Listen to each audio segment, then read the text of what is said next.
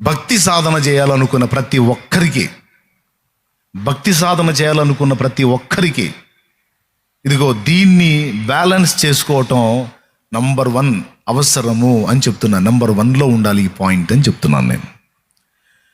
ఎందుకంటే అది కూడా చెప్తున్నా, మన హృదయం యొక్క తీరును బట్టి, మన హృదయం యొక్క విధానాన్ని బట్టి దేవుడు మనకిచ్చే ఫలాలు ఆధారపడి ఉంటాయి.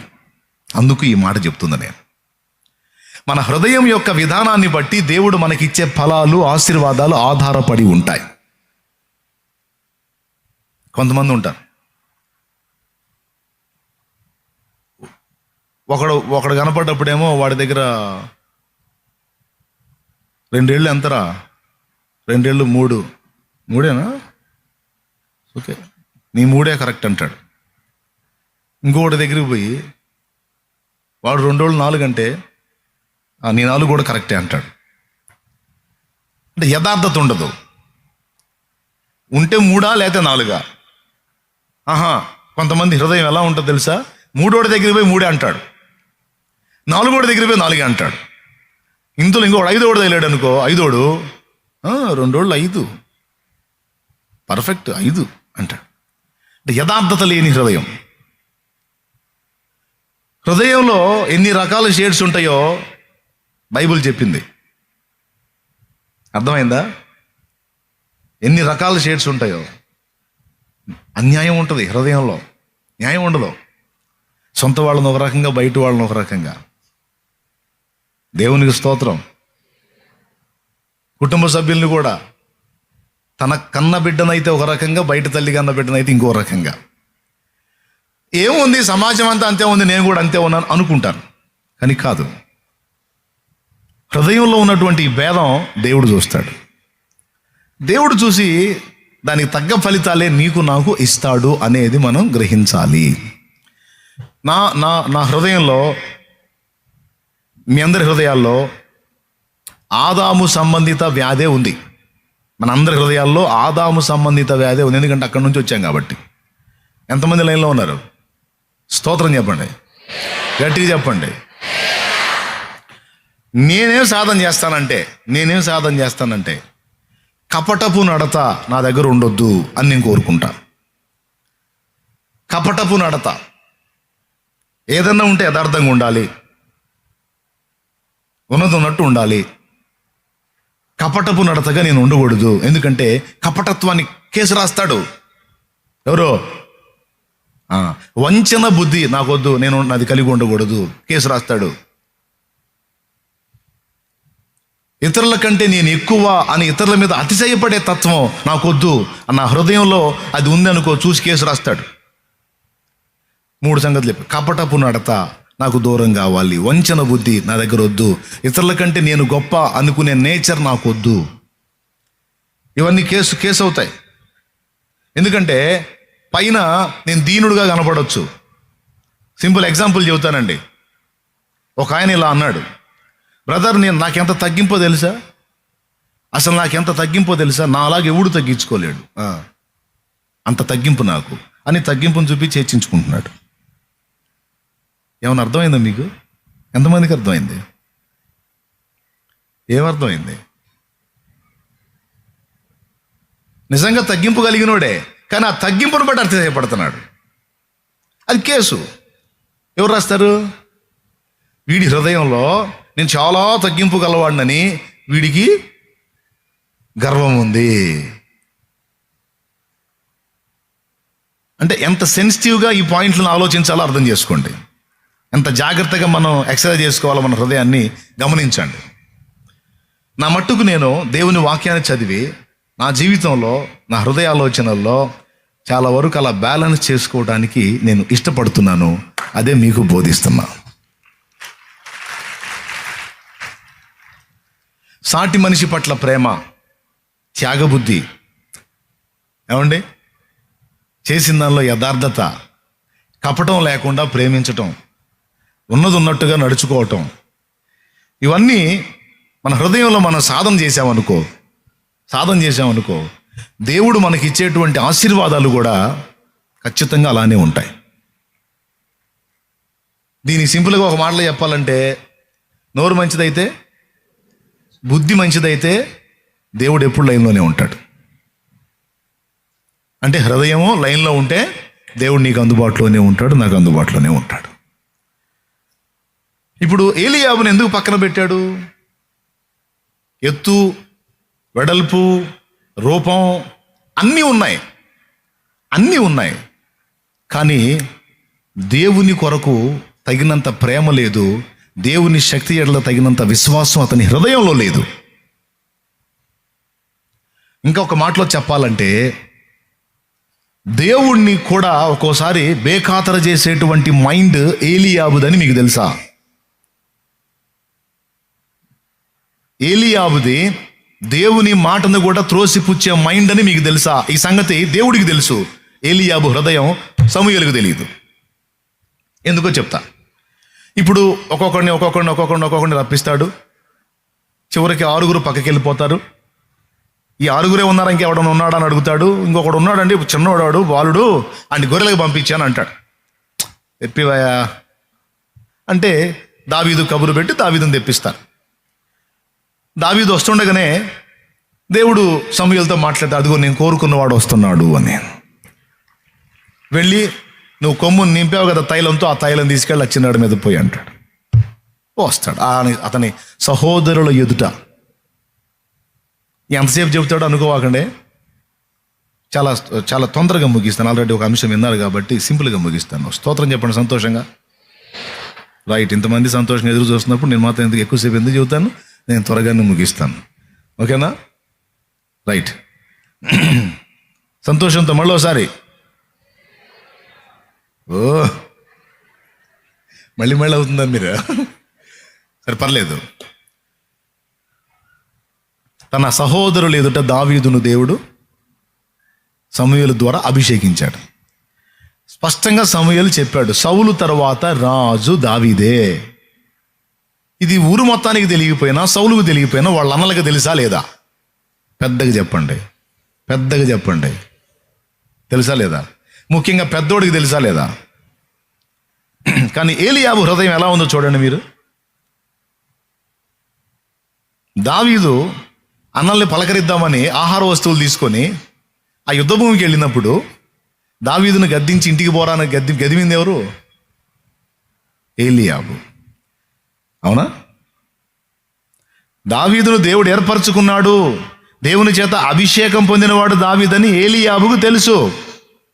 అయినా సరే ఏమన్నాడు తెలుసా? నీవు యుద్ధము చూచుడికే కదా వచ్చితివి, నీకు బహు గర్వం ఏంటి? అది అభిషేకం, అది దేవుని ప్రేరణ. కానీ దేవుని ప్రేరణను కూడా అతడు గర్వమని తమ్ముడిని తృణీకరించి, దేవుడు అభిషేకించిన వాడిని తేలిగ్గా మాట్లాడే విషయంలో ఏమాత్రం సంకోచించకుండా తృణీకరించేటువంటి తృణీకార స్వభావం ఏలీయాబులో ఉంది. ఆ హృదయం అతంది. అంటే లోపల ఏముంది? అసూయ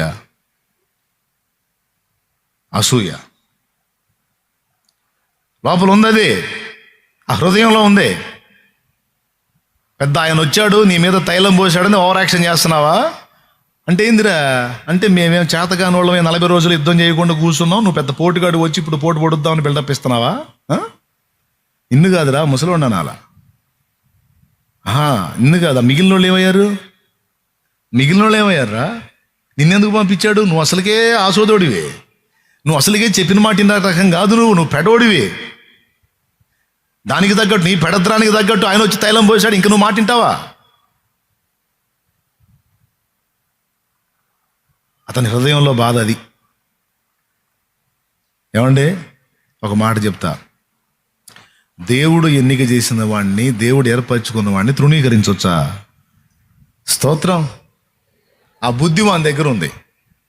అందుకే ఆ ఒక్కటే కాదు, దేవుని కొరకైన రోషం లేదు. 40 రోజులు ఆ ఫిలిస్తీయుడు వచ్చి అంతసేపు మాట్లాడుతుంటే రోషం లేదు.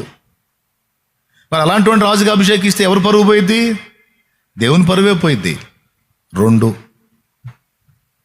మొట్టమొదటిది సాటి సహోదరుడి పట్ల అసూయను వ్యక్తం చేశాడు. దేవుడు ప్రతిష్ఠించిన వానికి విధేయత చూపకుండా తృణీకరించాడు. నంబర్ 1. నంబర్ 2, దేవుని పట్ల ప్రేమ, దేవుని కొరకైన రోషం లేదు. నంబర్ 3, అరే మంచో చెడ్డో ముందు నేను దిగుదాం, దేవుడే చూసుకుంటాడన్న విశ్వాసం కూడా ఏలియాబుకు లేదు. ఈ 3 లేవు. నంబర్ 1 ఏం లేదు, ఏదో ఒకటి లేదు. ఏం లేదు? నీ తలకాయ లేదు. చెప్పండి, ఏమి లేదండి. మొట్టమొదటిది చెప్పరేందండి, విన్నారుగా. సహోదరుడి పట్ల, దేవుడు అభిషేకించిన వాని పట్ల విధేయత. రెండవది, దేవుని ప్రేమించి దేవుని కోసం రోషంతో రేగే మనసు. మూడవది, పట్టుకున్నాడు. ఈ 3 ముందే పట్టుకున్నాడు. ఎవరు? దేవుడు పట్టుకున్నాడు. అబ్బాయి బాగా పొడుగున్నాడు అనుకుంటున్నా, అబ్బాయి బాగా వెడల్పు మంచి సైనికుడి పనికొస్తాడు అనుకుంటున్నా. రాజయ్య వ్యవహారం కాదు, కాపలా కాసే వ్యవహారం. అది పోరాడే వ్యవహారం కాదు. అది అక్క పంపించా. అరే రే, ఆ బుద్ధిని ముందే చూశాడండి తమ్ముడు. మన హృదయాన్ని ఎప్పుడో చూశాడు, రాశాడు కూడా. అందుకే చాలాసార్లు మళ్ళీ చెబుతాను, మీ బుద్ధి జాగ్రత్త, బుద్ధి జాగ్రత్త, బుద్ధి జాగ్రత్త. మీ గుణం జాగ్రత్త, మీ హృదయ స్థితి జాగ్రత్త. పైకి మీరు మామూలుగా కనిపించవచ్చు, కానీ మీ అంతరంగంలో ఎలాంటి విషయాలు ఉన్నాయో దేవుడు ఎరుగును. కొంతమంది స్త్రీలని చూస్తాను, కొంతమంది పురుషుల్ని చూస్తాను. కొంతమందిలో ఉన్న క్రౌర్యం, అసూయ, ద్వేషం, మత్సరం, కక్షలు, వాళ్ళ బుద్ధుల్ని చూస్తూ ఉంటే భయం పడుతుంటుంది. క్షమించలేని వాళ్ళ మనస్తత్వాలు, ఇవన్నీ హృదయం లోపల నుంచి వచ్చాయి. వాటిని సీరియస్గా తీసుకుంటాడు దేవుడు. సో పాయింట్ నెంబర్ 1, దేవుడు ఏం చూస్తున్నాడు అన్నదాని కింద ఆయన మన హృదయం యొక్క స్థితిని చూస్తున్నాడు. దాన్ని బట్టే మనకు ఫలములు ఇస్తున్నాడు అనేది రాసుకోవాలి. దేవునికి స్తోత్రం కలుగును గాక. పెద్దగా చెప్పండి, ఓకేనా? మరి దావీదు హృదయం ఎలా ఉంది?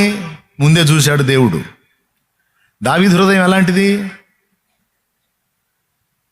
ఏలియాబంత పొడుగు లేకపోయినా, ఏలియాబంత బలంగా లేకపోయినా, ఎండకెండి వానకు తడిసి తల నరిసినా, తల ఎరుపెక్కినా, ఎండకి ఎండి ముఖం వాడినా,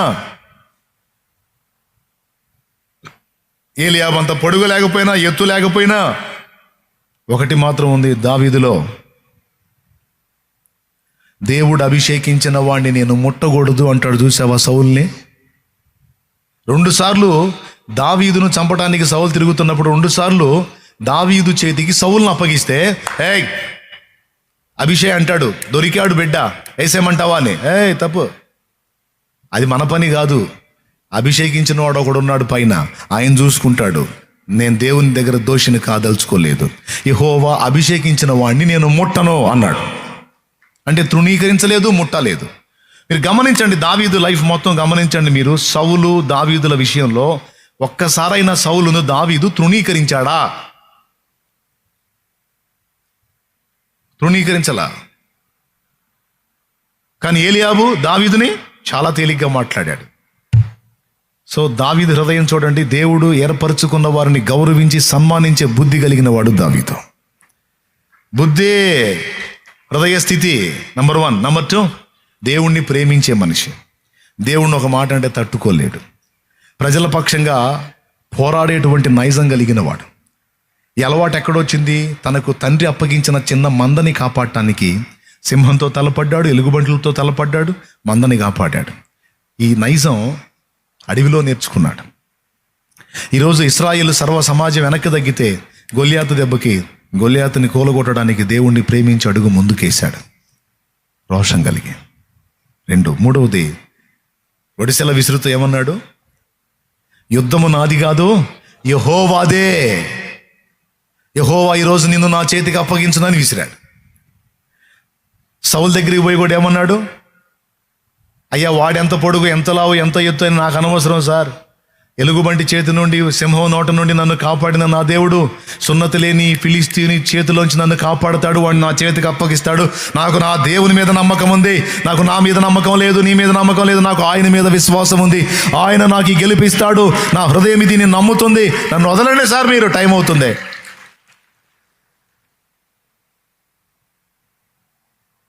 హృదయాన్ని లక్ష్య పెట్టే దేవుడు, అంతరంగ స్వభావాన్ని పట్టించుకునే దేవుడు. హృదయం నిర్మలంగా నిష్కల్మషంగా ఉండునట్లు మనం జాగ్రత్త పడాలి. ఎందుకో తెలుసా? అమ్మో, నేను ఇలా దరిద్రపు ఆలోచన నా అంతరంగంలో కలిగి ఉంటే నా దేవుడికి అసహ్యం. నేను ఇలాంటి కుళ్ళుబోతి బుద్ధి, అసూయ బుద్ధి నా హృదయంలో కలిగి ఉంటే నా దేవుడికి అసహ్యం. ఇలాంటి తృణీకార బుద్ధి, దేవుడు ఏర్పరచుకున్న వారిని, దేవుడు నిలబెట్టిన వారిని తేలిగ్గా మాట్లాడేటువంటి నైజం నాలో ఉంటే నా దేవుడికి అసహ్యం.